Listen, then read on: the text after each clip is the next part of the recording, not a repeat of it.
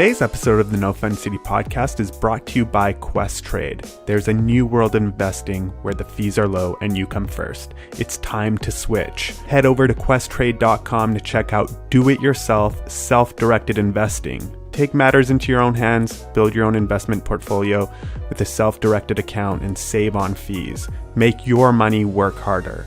Questrade is Canada's fastest growing online brokerage with over 21 years experience in the Canadian market, $18 billion in assets under administration, and a 9-time winner of the best managed companies in Canada. And you could rest assured knowing that your money is in good hands. They go above and beyond to protect your account with an additional $10 million in private insurance, so you know your money is safe. For more information, check out questrade.com. Just use the link in the description below. On to our show. Welcome to the No Fun City podcast, episode 17. We were supposed to have many more episodes than that this year, but Corona hit. And look at us now, doing Zooms like every other episode. Today, we have a very special guest. As always, Aaron, I say that for every guest, but you are very special, I think, in my heart. Why, thank you. Yeah. Aaron Chan, author, I guess in some ways filmmaker, writer, all of these things. And today we're going to be talking about specifically, I guess, Aaron's new book, as well as your life here in Vancouver and your upbringing, because that's partially what your book was about. And Yes. I don't know if you want to jump into maybe your upbringing first and then get into maybe the book, or vice versa, but maybe tell the people a little bit about yourself and what this book is all about. Sure. So my name is Aaron. I grew up here, born and raised in Vancouver, one of the few who haven't fled the city, it seems. Mm-hmm. I was born and raised in Kerrisdale, grew up there, and then moved to East Van when I was 13 and have been living in East Van ever since. I wrote this book, The City is a Minefield, which is a memoir collection about growing up in Vancouver, being gay and Chinese and Canadian, and all of the kind of issues around what it's like to grow up with these mixed identities and the unique experience that that brings.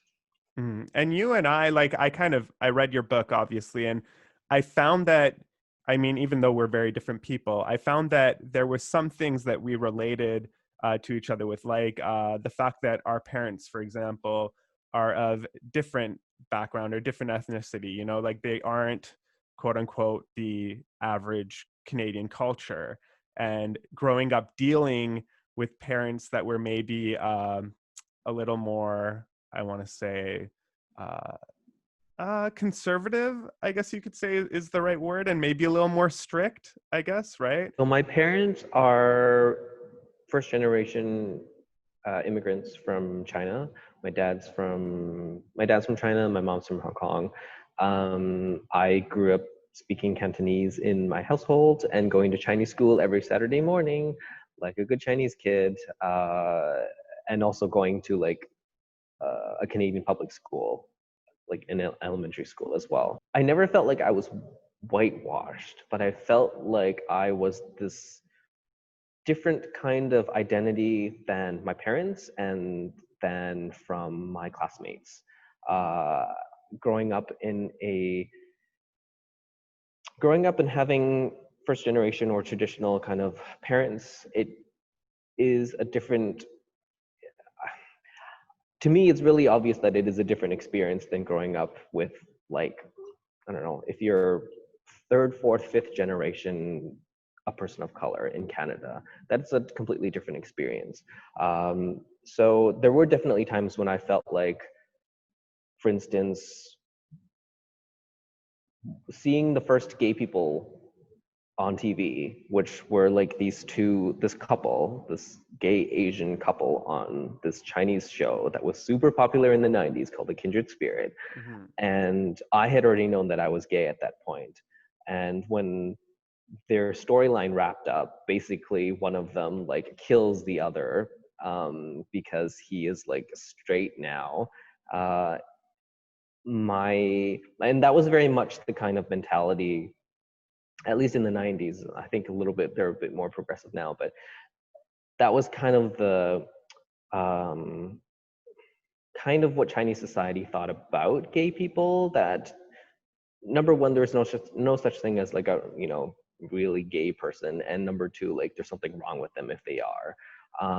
So when I watched one of them turn straight and the other one die, it like I went to bed that night thinking like I'm never going to tell my family now. They're not going to understand.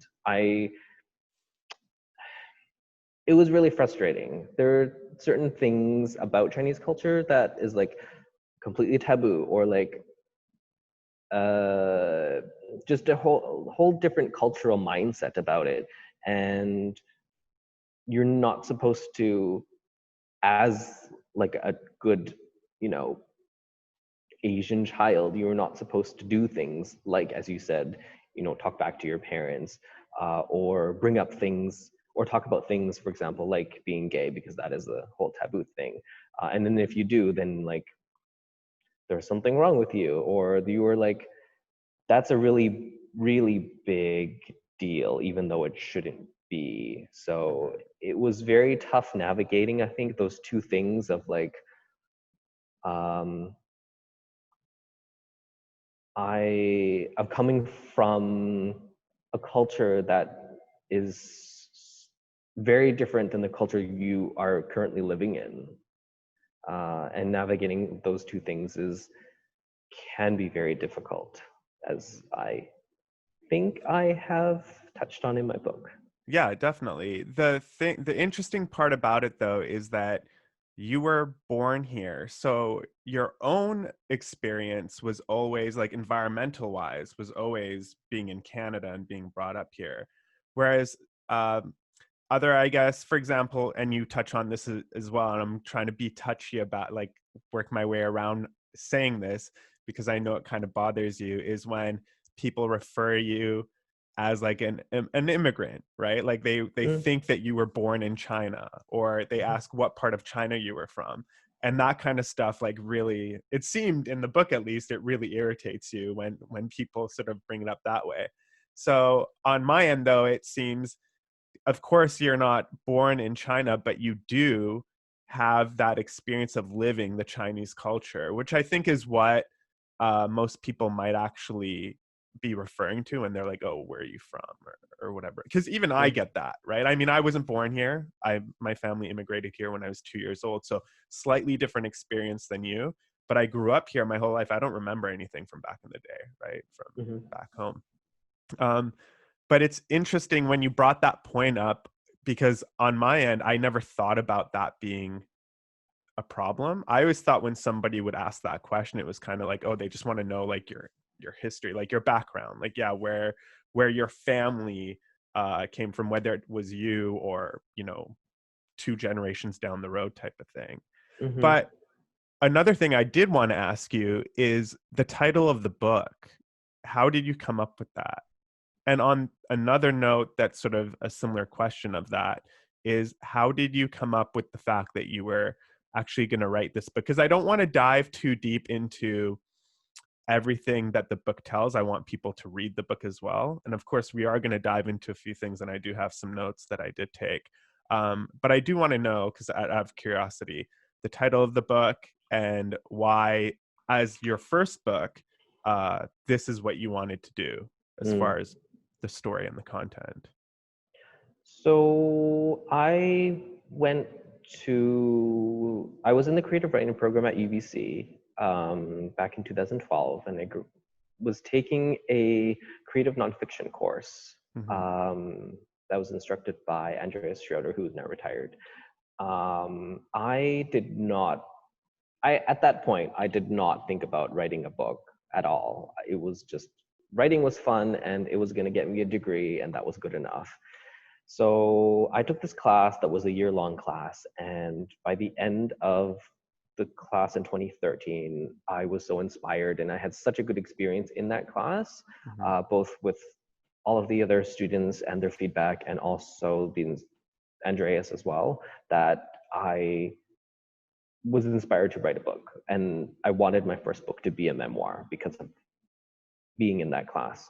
I wanted to write a book because I wanted to write a memoir as my first book because I felt like I'm kind of subconsciously I had been writing things uh, a lot about my life, and because I felt like people didn't understand me, that so much to the point that I was just like, you know what, like if they don't understand why I do the things I do and why I think the things that I think, which are all part of my experience growing up here in Vancouver, I'm just going to write it down, and then they can just read it and they will understand it finally, and Mm-hmm. they will understand me finally. So I think subconsciously I was thinking that, but also like more I was also probably thinking like there are so few Asian writers in Canada and so few that are like writing about their lives. There is like when I started doing like writing proposals and stuff, and like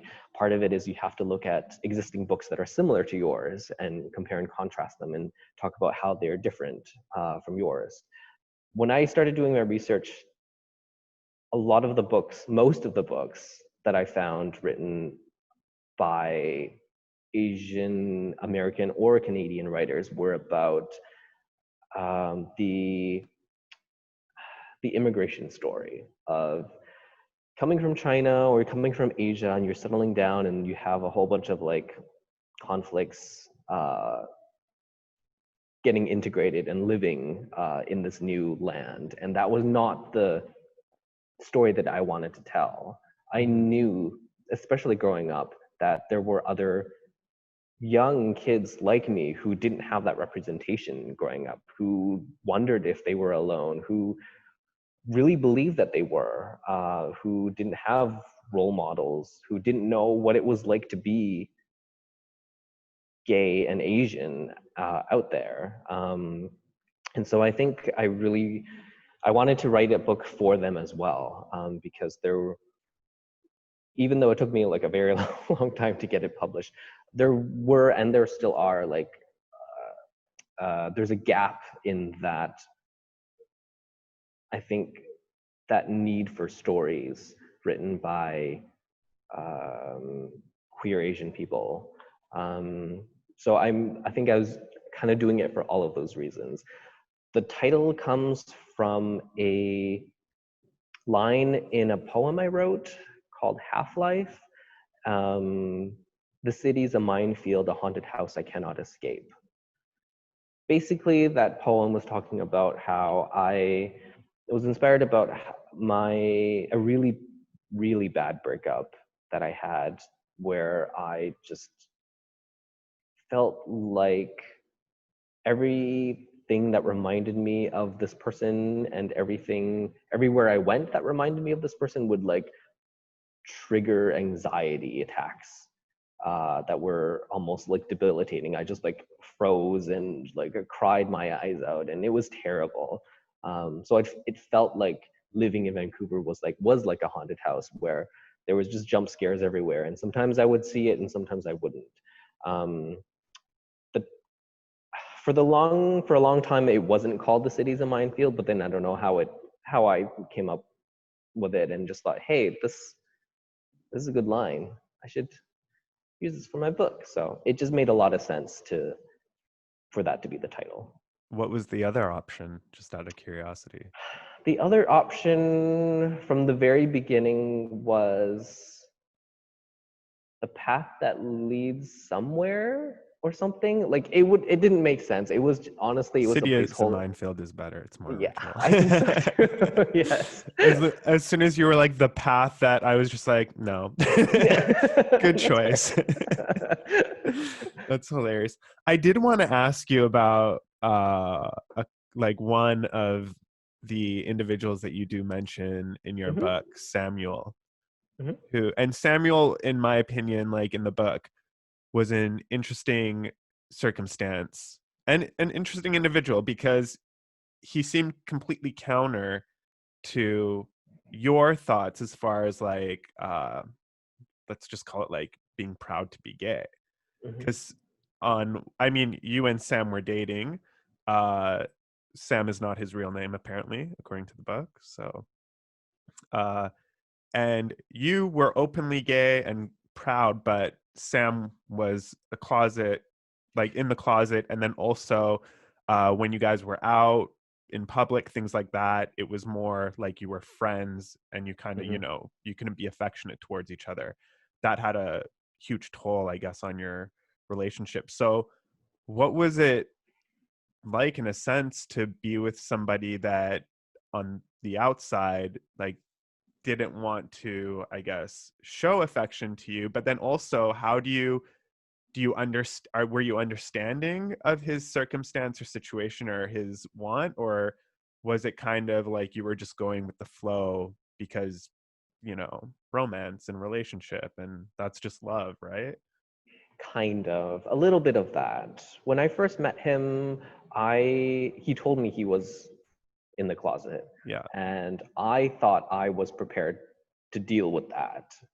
I am like super patient. I'm a super patient person. I'm very understanding. I'm very respectful. I was 19 at the time, and I was like, you know what? Everyone takes their time coming out, which is true. Everyone has their own journey, and I am not going to pressure him to do it. He will do it on his own time. I just really like this guy. Hmm. So I was unprepared for what that would mean for me. I was definitely not prepared for pretending to be a friend in front of his friends and family, and like lying to his supposedly like super homophobic, super conservative Christian mom, which was, by the way, very terrifying. Yeah, your encounter with her, I was just like, oh man. Yeah. Like if I like one slip up, and then not only would it change my life, but it would dramatically like change his as well. And like it was just a lot of pressure to keep up Hmm. that facade. um I didn't I felt like it would like at the time I felt like it was enough to deal with. Like I what was it? It was the price of admission, as Dan Savage says. Like, is it worth it to me to have to put up with this and to lie to people in order to be his significant other? For me, it was, Hmm. at least for the few months that we were together. Yeah. And then afterwards, it, when he told me that he was never going to come out, and I was like, what? Like, that's not what I thought I had signed up for. And that really changed everything. Do you believe that, though? Do you think he would never come out? I mean, actually, wait, do you keep in contact with him now? Like, do you know? No, Okay. I don't know. I don't know his situation anymore. Hmm. Okay. Yeah, that situation, in my mind, I was kind of trying to relate with you in the book. And I Hmm. was trying to think, I'm like, man, it must be tough, because while I was reading this, I could tell, like, as everyone who has a relationship with anybody, especially when it's a new relationship, it's like a lot of fun, you know what I mean? Hmm. And you're really like, that's, I think, when the peak of like really liking, I guess, whether it be the companionship or the romance of somebody. And then to sort of see how you were kind of being patient, and I don't know if you were maybe waiting, thinking that eventually, this would all sort of like work itself out. But were you just being more patient, or were you just being more understanding? I guess I could say, yeah. Because, like, on one hand, are you just being respectful to him? Or on the other, are you playing a waiting game for yourself? I think it was probably a combination of both. Uh, I I did like genuinely, like when we started dating, I did Hmm. genuinely feel like, okay, he is gonna come around and we'll start coming out.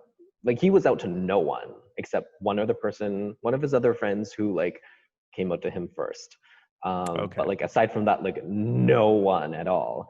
Hmm. And I it, I mean, he was also like my first boyfriend, the first real relationship I had with anyone. So I think it was definitely like, you know, oh, I really like this person. I'm gonna do what I can to like make it work. But it was, it It became a I burden, it essentially. really was like I had come out.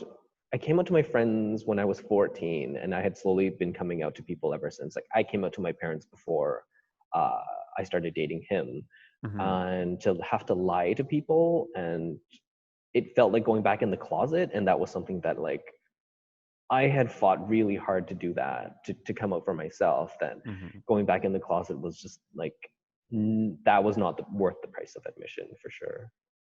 To be fair and to be clear, though, you actually came out when you were 7 years old This is true. to the supervisor at school Yeah. when you Yeah. whispered in her ear. See, Yeah. dude, I remember every line of that book already. Um, okay, so moving on, like sort of like beyond Sam and back into, I guess, the reality of you and whether it be growing up because of what you just mentioned, the whole 14-year-old coming out when you're 14. That is quite like, I guess in our like I'm going to say our generation, uh, is a big deal because I didn't know many people who at 14 would come out of the closet. Maybe now it's a little more different, I guess you could say. But back Hmm. then, I don't think I knew a single person who was like openly gay in my school until high school, like Hmm. grade 11 or 12, like later in high school. So I gotta like give you props for being able to identify that at such a young age, and then also be able to be uh, okay with it, knowing that there is some stigma behind it in so many different directions in society, whether it be school and bullying, or people not understanding, or family life, or whatever it may be. But how were you able to be so adult about it in some ways, like at such a young age, and understand like how you actually felt? I was just like really wise beyond my years. No, I'm kidding. I You don't really know. were. You really were. Let's be honest. At 7, you have this one part of the book where you talk about when you were 7 and you're like, I knew like way back then. So, Yeah. yeah. Do you feel that? I Go ahead. Yeah. No, no, no, you go. No, I had another question, but I want you to finish answering Okay. this one first.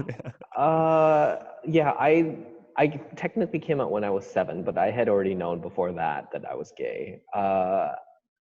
So just so that everyone kind of has a timeline, like I came out in 2002. This is like years ago. Yeah. When like 2002, like when I was 14. I mean, when I physically came out to my friends in high school. I don't remember like I almost came out to someone when I was in the 7th grade. Like I was this close. Uh, I think that kind of need to come out was, it might stem from like honesty. Like I'm a very honest person, and I try to live my truth kind of on a daily. And I really don't like lying to people. But it also just felt really, really lonely to have no one to talk to about this. Hmm. So I don't think, to me, it wasn't really a move of like bravery to come out to my two friends in high school. It was more like an act of desperation, I think, that I needed someone to know. I needed a physical human to know so that I could kind of take this weight off me and to also just talk about everything that I had been feeling. Did you ever consider your sisters as those people to talk to, or do you think that was too? I mean, there's this one. I'm not going to get into the situation with your sister in the book. That part was pretty, in my opinion, just a little bit funny. I didn't see it coming, where you were talking about your sister caught you with. I don't want to Oh. spill the beans because I want people to read the book to like know what we're talking about. But essentially, you had this one situation with your sister, and then she ratted on you in a sense, like Yeah. being honest, right? So, that must have taken away a little bit of a trust factor from your sister at the time, right? Hmm. But B, did you ever consider that you had like two sisters that you maybe could have gone to, or do you think that was out of the question? I wasn't very cool. I mean, I wasn't that close to my sisters growing up. We had the kind of relationship where, so I have two sisters, one who Mm-hmm. is 9 years older and one who is a twin sister. Mm-hmm. Uh, I would say that I was probably a little bit closer to my twin back then, but our relationship, we did not talk about our personal lives to each other Okay. at all. We might, like, we would just, watch movies together and talk about our movies. And she was also the type of person who, like, the type of sibling who, if she saw you at school, she'd be like, "Look at that loser. That's my brother."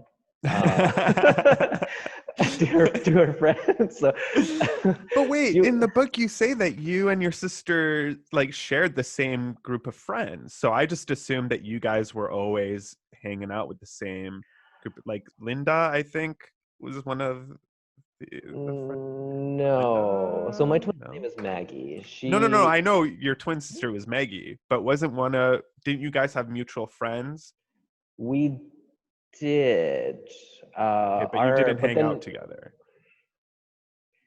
not really, like maybe a Okay. little bit, but not really. And again, we didn't talk about personal stuff. Yeah. So we just kind of like, also she eventually like moved on from that group and found other friends. So I Oh, kind of co-opted that group. I hear you. Okay. Yeah. Yeah. It's funny. So, okay. Back on growing up, Vancouver, and I guess life as a gay person here, axing out, I guess, the Chinese factor, right? Hmm. Tell me all about it. Like, what was it like? Like, what did you feel like the city was cold against, I guess, gay people? Do you feel like the city of Vancouver was warm and welcome? I mean, I know Davie Street exists and there's a lot of gay culture there, but that can't be the only gay culture here in Vancouver. You know what I mean? And Hmm. if it is, then we're just dedicating a road to a group of people. And is that you know what I mean? Yeah. Is that it? A rainbow sidewalk and what, right? Like, Right. does that mean that gay culture in Vancouver is accepted and everything is great and awesome? Because if it's not, I would at least want to know like what's going on. I'm not, I don't have that many gay friends. I've like maybe a small handful, right? Hmm. But I never really talked to them about gay culture, for example, here specifically in Vancouver, let alone the rest of the world. So growing up between then and now, changes, similarities, has it all been the same? It's definitely changed. When I started kind of coming out, and like I secretly read like Extra West, like the LGBT newspaper in Vancouver, Mm-hmm. back when it was in print, I felt like, oh, these are my people. This, like, the West End, Davie Street, this is my hood. Uh, and back then, I think, like, in the early 2000s, like, there were still, gay bashings here and there, and that was like definitely like really scary. Um, but then things got better, and when I started dating, I would occasionally, like, just like that song Downtown, when you're alone and life is making you lonely, you can always go downtown.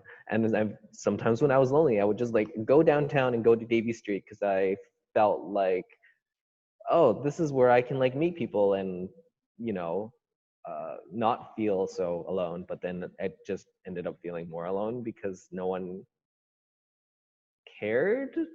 I went to to a youth drop-in where everyone kind of already knew each other, and I felt really isolated. And it was a long time coming, but it made me realize, like I realized one day that like um I don't think Davie Street and the West End and like gay culture in Vancouver is my thing. The scene, as you call, as people call it, I was not really into the scene. Like I didn't go to nightclubs and I didn't go to bars because I didn't drink for the longest time, and it like I had no interest in any of that. I just wanted to like get to know people, but then the people there were just really difficult to get to know, so I wasn't able to relate to them. And eventually I was just like, okay, you know what, like at a certain point you just have to stop forcing yourself into a certain kind of culture or like a group of people if you really feel like you're not being accepted. And so I stopped, and then I just hung out with my like regular friends, and that was like that's been great and that's been enough. I do think, I mean, obviously there is more than just Davie Street as a culture in Vancouver, but that is definitely the most visible, I would say. When people come and visit Vancouver, you know, they want to hang out in like, you know, they want to see the gayborhood, as you go, as whatever, and like people will just say like go to Davie Street or whatever. But I think the problem with that is that there's the people who go there is a very narrow population of what kind of like what being queer means. You go to, I don't know, the Drive, and there's like the Drive is like pretty queer friendly, and I think the East Van queers are much different than the West End queers, for various reasons, but they don't get as much of the spotlight as the traditional kind of like Davie Street West End queers. So I do think that's an interesting question of like who gets to represent LGBT people in our city. Why these people and not these other people?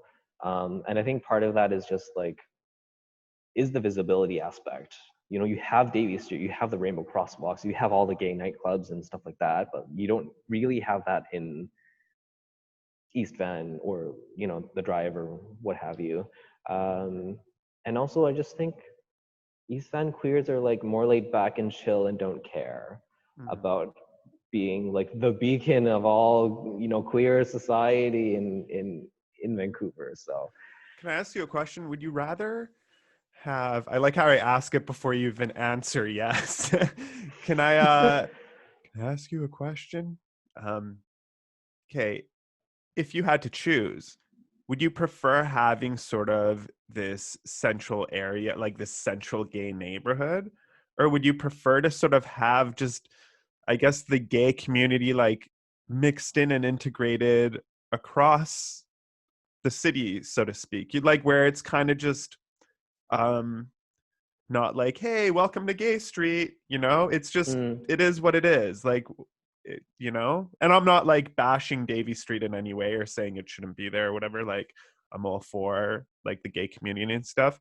But I just mean, like, do you think stuff like that where dedication to like a street of, okay, we're going to put all the gay stuff here, or you know what I mean? Like all the gay bars here. Do you think that kind of centralizes it to like just this one corner and then you're stuck there? Whereas like, what if there were just gay clubs spread across the city? Are there? Because I don't even know, other than like if a tourist did come up to me and say, hey, I'm looking for a gay bar, I would just say, yeah, go to Davie Street, as opposed to being like, oh, well, you know, you could go to West Fifth and there's these other places on Davie and there's, you know, like whatever going on in US. Or is it just like that and people who wouldn't know would just be none the wiser? I think dedicating like a space for queer people, like a queer community, has that effect of like centralizing and segregating them from everyone, from any other like community that might come up. uh I can see the pros and cons of it. Like the pros is like as you said, if someone came up to you and asked you, where's a good gay bar? You just be like, go over to the West End. But if we didn't have like the West End, if like just it was kind of everywhere, then I can see like it might be a little bit more difficult to like pinpoint like again, that visibility, like pinpoint a certain neighborhood just to like go to. So I'm not sure. I think about things like Berlin, for instance, which I visited a few years ago, and like that city is like, it's massive. It's Mm-hmm. much bigger than Vancouver, but it is also like, as you said, like there are pockets of like gay and queer communities all around the city, so that you don't have to just like point to one location and be like, go there. You Mm-hmm. can point to a whole bunch. Ideally, I would like to see more than just the uh, like Davy Street highlighted all the time, but also I think, do people have a vested interest in highlighting other spaces in Vancouver? And I am not sure if they do, or Mm-hmm. if they just care enough. Mm-hmm. And that would be a shame if they don't care enough, I guess. Yeah, I mean, I just like seeing things like integrated into, like, not that I don't like seeing, this street dedicated to whatever it may be, anything.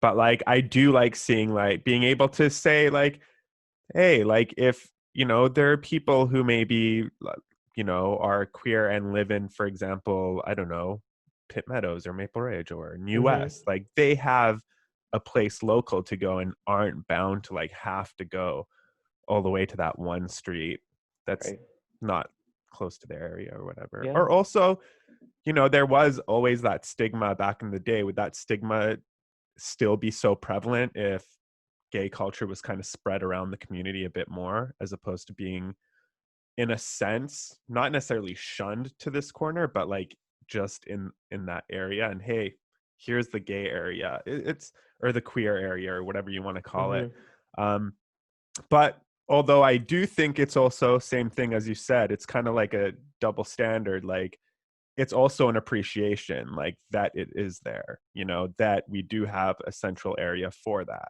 So it's like a double-edged sword, in a yeah. sense, in its own way. Another question I was going to have for you is, do you have another book that is coming up or anything in the works? I'm working on a picture book, which is much different than a memoir, a children's picture book, a very sad one, that I am just doing like revisions on. I have a, I think for my next like kind of big project, I would like to write another like kind of a follow up to The City's a Minefield, Mm-hmm. just because I feel like I want to go into more depth about like my family and my culture and how things have changed since writing my book. Because the majority of my book touches on like growing up until like my mid 20s, and now that Mm-hmm. I'm like in my 30s, I think I uh, think about things differently now. So I'd like to hopefully work on that sometime next year, when the BC and Canada Arts Council gives me money to write books.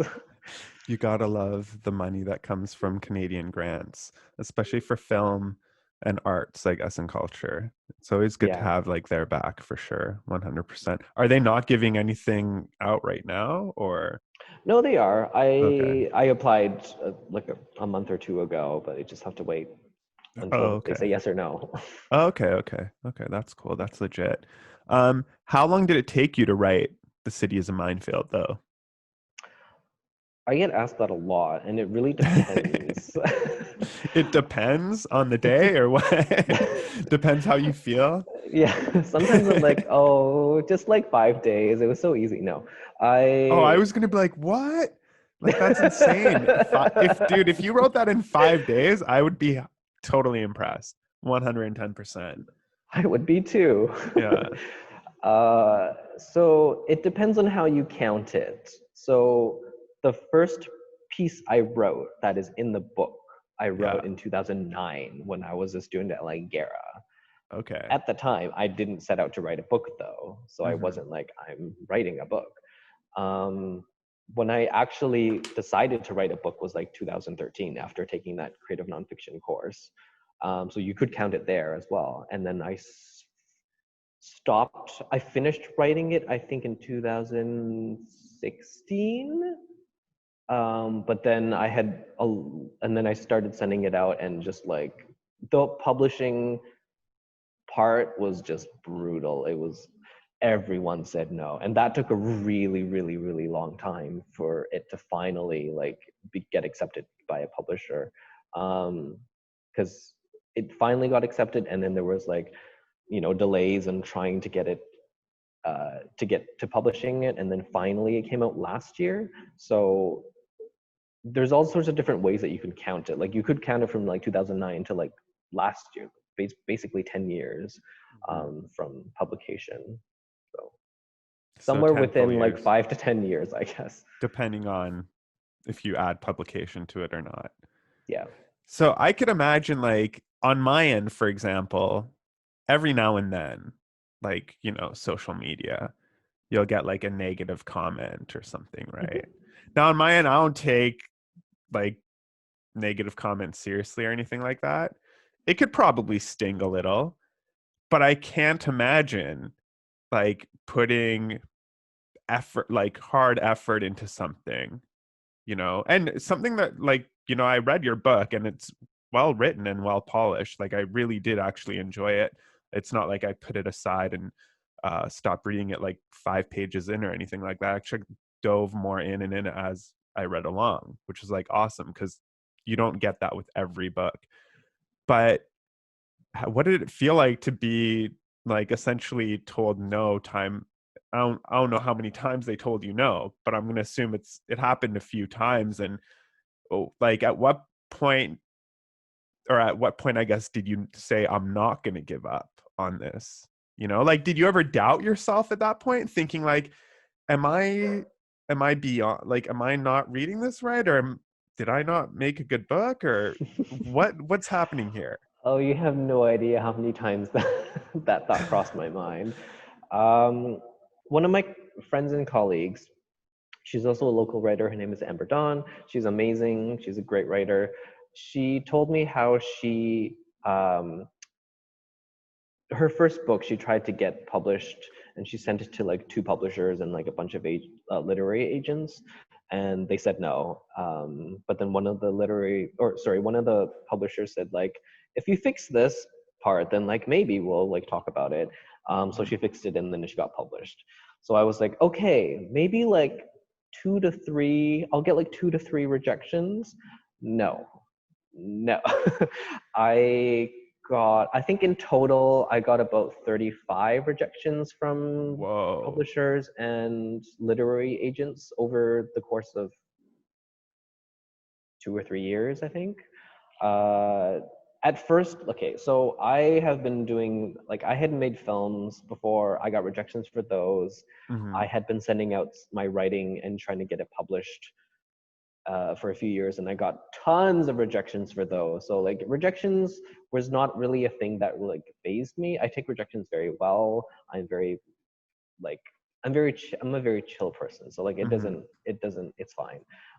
But when you're sending out like a work that is like, I think, based on your life, then it starts there is at a certain point, I don't remember when, but I was like, after, I don't know, my umpteenth rejection, I thought, is this any good? Like, because the thing is, like, if they said, if you fix this, then yeah, maybe. But they didn't, none of them said that. They were just, no. It was all form letters. It was just like a blanket no. Generic. Yeah, exactly. All they So did was add your name. Basically, yes. Yeah. So it got to the point where I was like, not sure what was wrong with it, and no one seemed to tell me. So then the doubt kind of like starts getting in your head, and you think, is my writing bad? Am I just like a shitty writer? Is my life not interesting? Is it too gay? Like, I don't know. Like, and then for a year, I think I just like kind of shelved it because I was just tired of all the rejections, and I was like, I'll just visit this later. And then started sending it out again after that, and got more rejections, and then it started happening again, where I was like, okay, maybe this isn't actually any good. I don't know. And then finally, there was like, I sent a piece to this very small publisher in Hong Kong, of all places, was putting together an anthology, and I sent a piece over to them, and the head publisher dude emailed me back and said, in your piece, you mentioned that you've written a book. Have you actually written a memoir? Because if you have, I would like to read it. So I sent it off to him, and I thought, you know what? Everyone has said no, and I'm not expecting him to say, like, I have no expectations for this. And then he was like, got back to me, I think 2 weeks later or something, and was like, I think this is great. We should publish it. And I was like, Nice. Yeah. That's awesome. So that brings me to actually how I found out about you was Reddit. Because one day I was on Reddit, so people actually in general might wonder how I get my guests for my podcast. And sometimes like it's just someone I find, other times it's someone I know, other times it's someone who emails me and just shows me whatever cool thing they're doing. And I'm like, oh, this is great. So I'm surfing Reddit one day and I see on Reddit Vancouver, someone posted, oh, like walking through chapters and, walk by my own book or whatever. I'm like, oh, that's interesting. I'm like, I wonder what it's like to even make a book, like, or how you go about doing that. I click on it and I see there you are. So then I said, you know what? Aaron's got to come on here and talk about his book. And that's when I commented and you're like, yeah, let's do it. And that's how, so the internet even itself works in awesome ways, because Reddit itself just led me to meet up with you and get this done. So now I'm going to throw a curveball question at you. Great. Yeah. Okay. Well, it's not really a curveball question. It might be. Depends on how you perceive it. So, okay. In the book, you talk about like, I guess we'll call it sexual language. Because in this one part, we find out that being gay and being Asian or gay Chinese, in some cases, there's like racial gay sort of like, for example, people would mention like no Asians in like adverts when you were like looking up for relationships for like other gay individuals or queer individuals. So, and in the book you specifically say that like it's not a preference, it's a requirement, and that's what bothered you. Yeah. Right? Okay. And you give a good breakdown of why this is the case and why it's a problem and all this jazz. And I totally agree with it. But there was one thing that I thought that could be a counter to what you said, and I wanted to get your input on it. Mm-hmm. Okay. So somebody might not, let's say, be attracted to a gay Asian man, for example. Sure. And in their instance, they're calling that a preference. In your instance, you're calling it a requirement. And to your friends who you actually talk to this about, and I also understand their side of it, they say it's sort of like, no, it's just attraction. It's not racist. It's just like they're not attracted to it, right? But you said, well, attraction, going back to the whole requirement versus preference thing, is sort of like obsolete to the equation. But now my question to you, and I hope this doesn't come off as offensive as much as it does come off trying to prove a point of, I guess, requirement versus preference, is if you changed the race to a different sex, then is that a requirement or a preference? That is something people have also thrown at me before. Oh, really? So. Okay, so I'm not the only one. Okay, cool. Okay, so what do you got? Because they're all like, is it sexist to be like... Yes, I was going to say that. Yeah, then it must be sexist. That is a good point. However, I would counter that by saying, so sexual orientation is, like, for the most part, like, fixed. Like, you can't change it. You might like discover yourself, further along the road, but for the most part, it is like, we all understand it as being like unchangeable and fixed. if you're not attracted, like preferences aside, if so, I'm not sexually attracted to women, but does that automatically mean that I am sexist? I would say no, because that is just the way that I am. I don't obviously don't hate women, but I'm not sexually, and that's just the way that I am. And that's just the way that I think a lot of people are.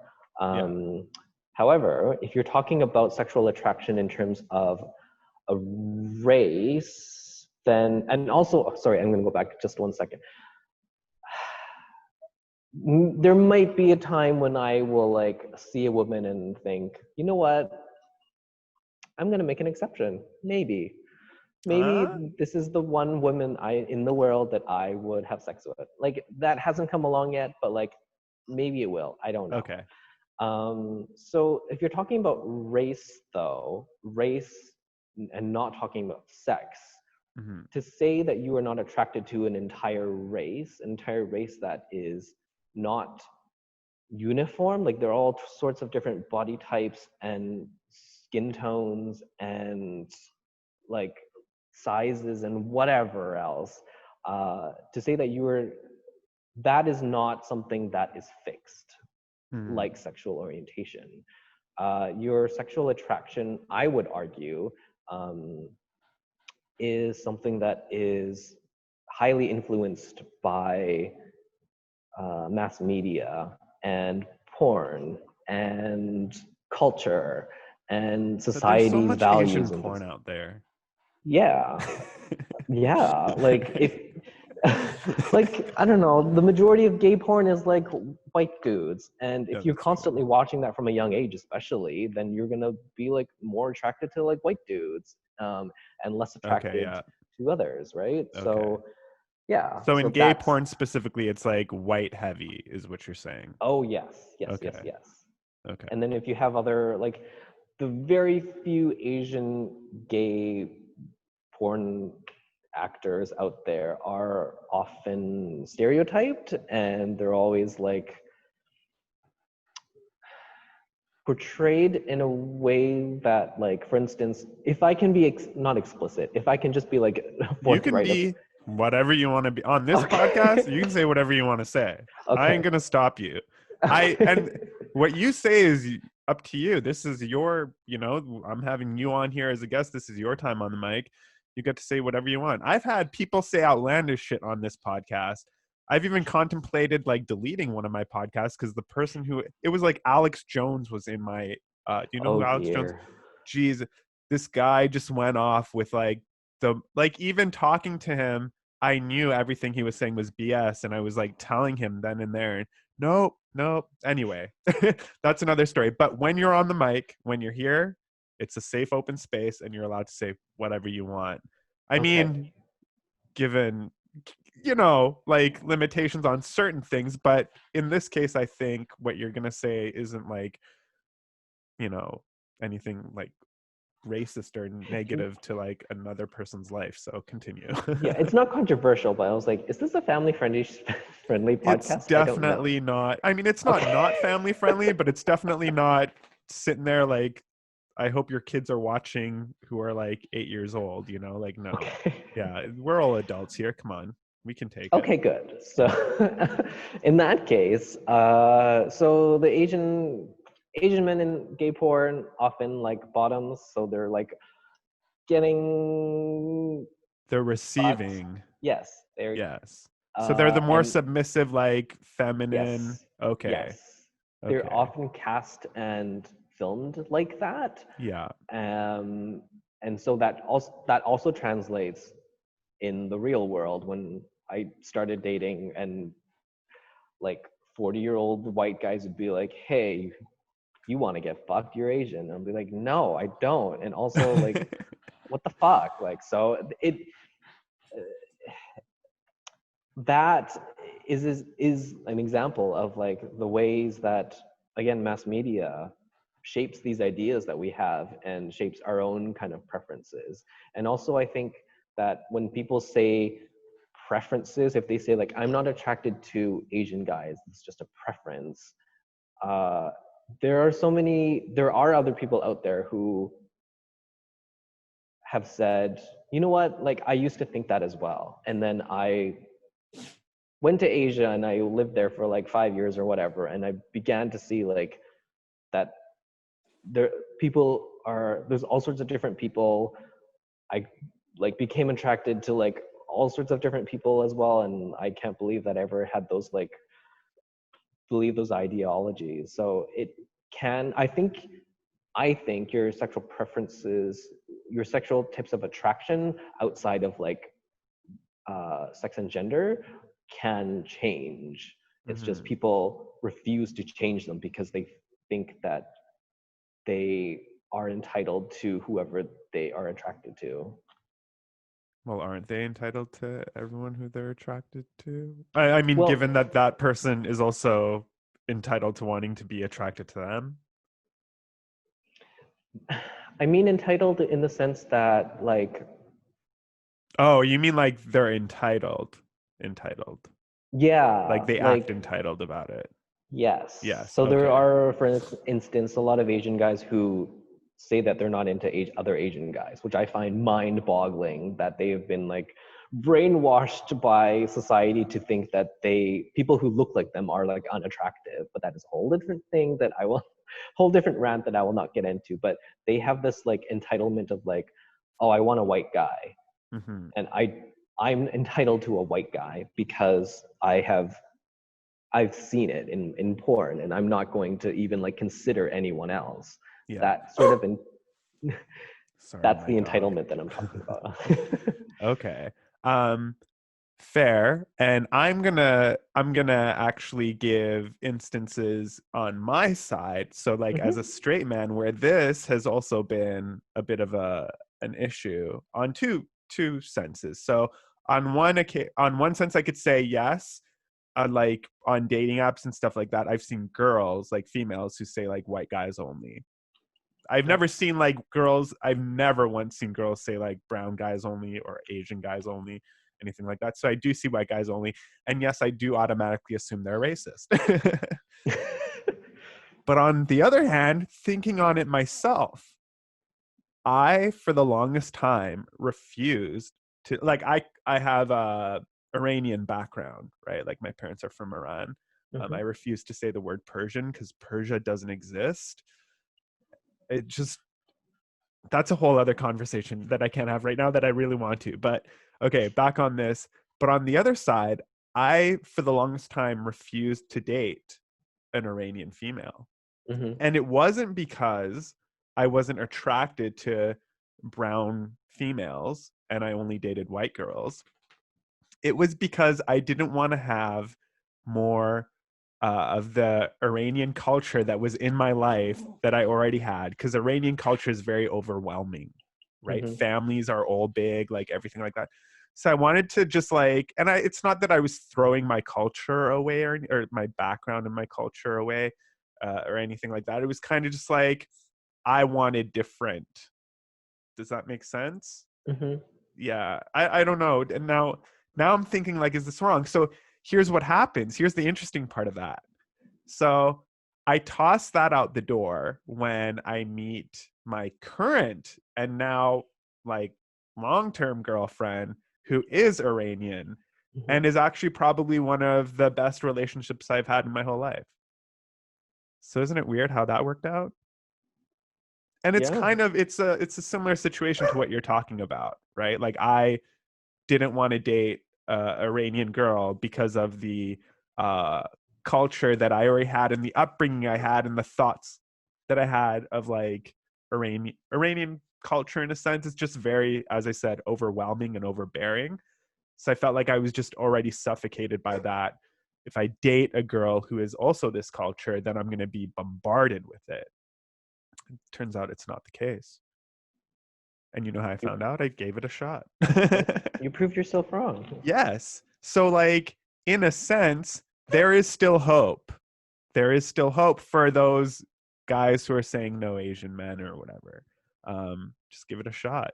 You Yeah. know? You I know? would also point out, like, it's not that you were not attracted to other Iranian women, right? Yeah, it wasn't. It was just the fact that I did not maybe I just was like overwhelmed by Iranian culture. Like I just like had enough of having Iranian culture in my life that, and maybe this was also my upbringing of living in sort of like white Canadian society Mm. versus having a multicultural background from Iran, and living in that culture at home. And you bring this up too, where you talk about your home life versus school life, like being outside of school. Hey, stop it. um and your home life, and how the two sort of like contrasted each other. I felt like if I dated somebody who was in my own culture, that I would be just overwhelmed within my own culture, and I wouldn't. I don't know. I still to this day can't really explain it. It was just like I didn't want to be overwhelmed with Iranian culture Okay. because I had been overwhelmed with it my whole life. Hmm. Yeah. What else is going to happen with you? What's next in the world of Aaron Chan? Uh, um, You at this got the point, children's book. yeah. Maybe next year I'll be working on another memoir. Um, it's so hard to say in these times what's gonna happen. Um, I know. yeah, like because I was thinking about going back to grad school or going to grad school, Okay. and like I had applied last year and then didn't get it, like it didn't happen, and then I thought, well, do I want to try again this year? And I thought, I don't know, like schooling is really kind of schooling has changed a lot over these last few months, and things are kind of uncertain, so it's hard to say. And then I was like also thinking of like moving, but I guess that's not gonna happen. Where were you going to go? Maybe Toronto. Yeah. It's weird because everyone from Vancouver who grows up here wants to move to Toronto, and Yeah. everyone who grows up in Toronto wants to move to Vancouver. Do you notice that? Yeah. I've had so many friends who live in Toronto who moved here. I have so many, and they always say the same thing. Oh, I moved here for the mountains and the outdoors. Yeah. And then the same people who live here are like, man, I'm tired of Vancouver. There's nothing to do. I need more city life. So they move to Toronto. It it's like this. There's some parallel like psychological thing that happens to people, and whether they live in Vancouver or Toronto, that they just want to go to the other place. I've never been to Toronto before though, so I Okay. don't know how great it is. I'm worried if I go there, I'll want to just move there and I'll leave this beautiful city. If you want to live in a beautiful city, you should stay here. It's not beautiful over there. Yeah, that's what I figured. I like it here.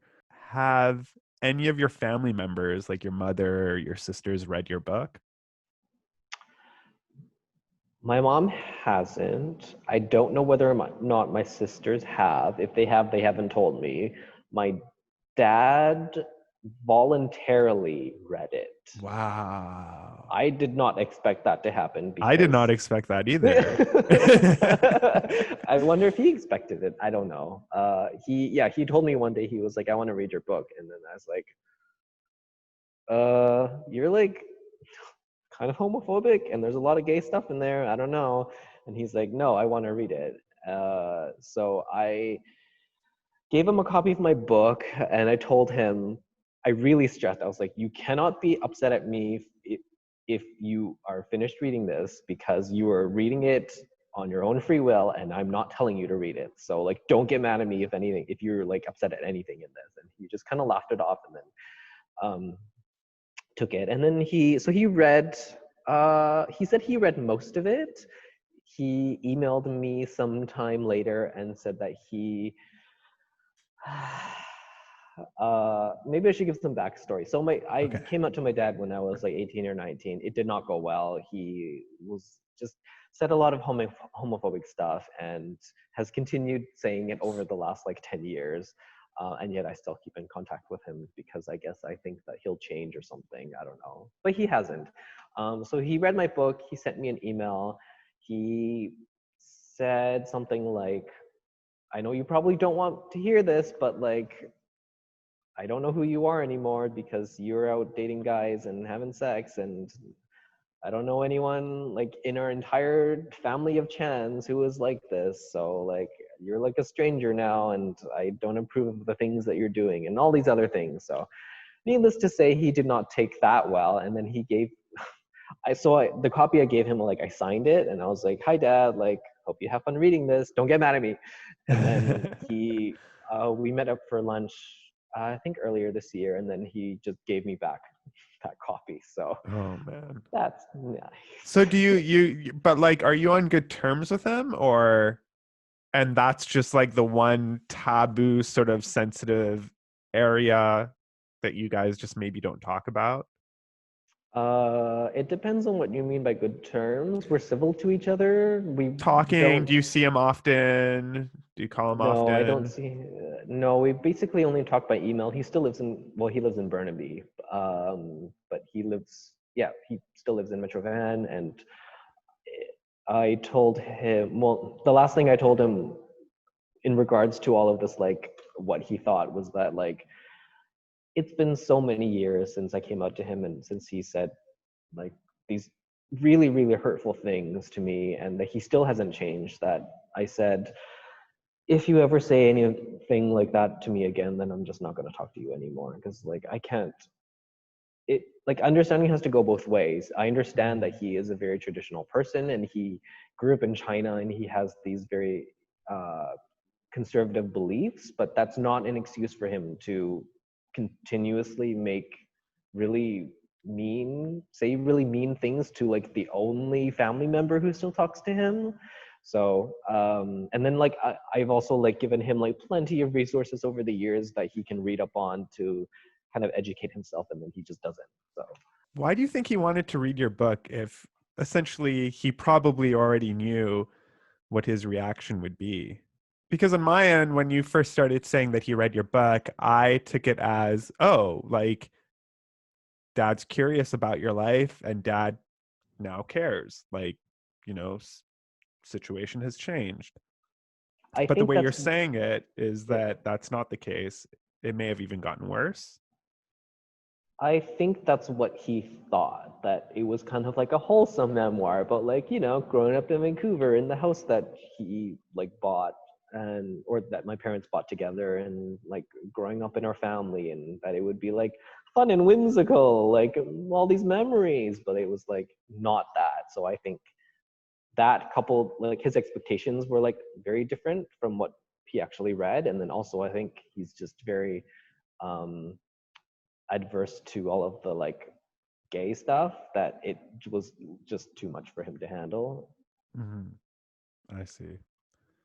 Like maybe he Dads. thought it wasn't a big part of my life, but it is. So Well, I mean, you go into pretty detail, like you get into some details, you know?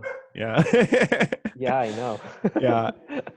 And, other people would know the details you got into if they go check out your book, The City is a Minefield. Where could they get it? Or Minefield. I keep saying Minefield like Seinfeld.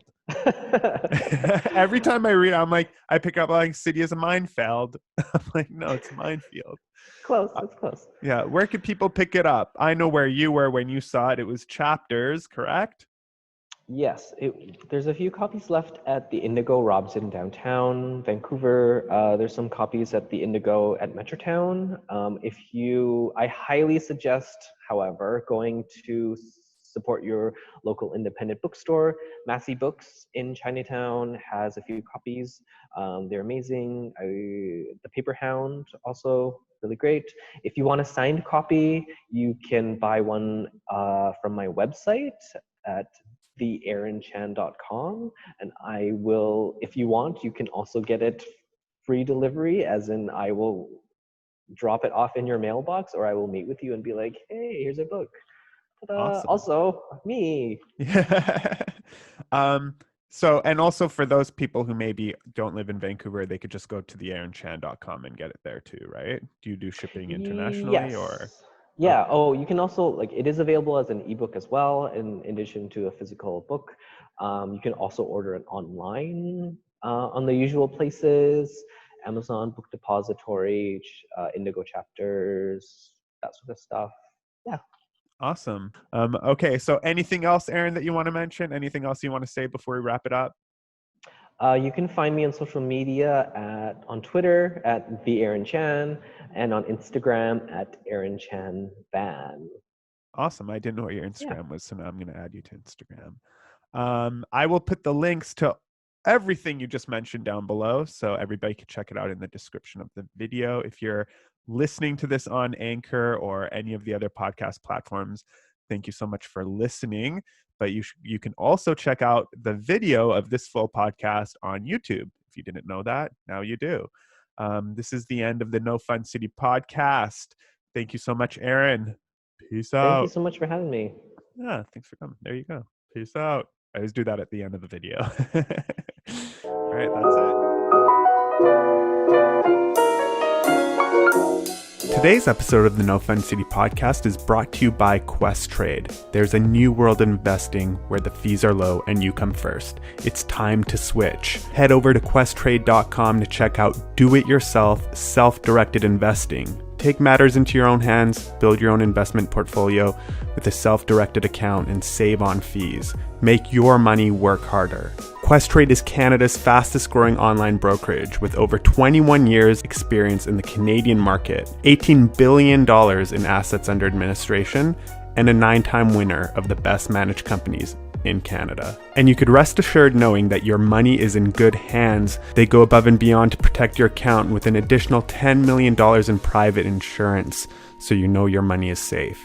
For more information, check out questrade.com. Just use the link in the description below.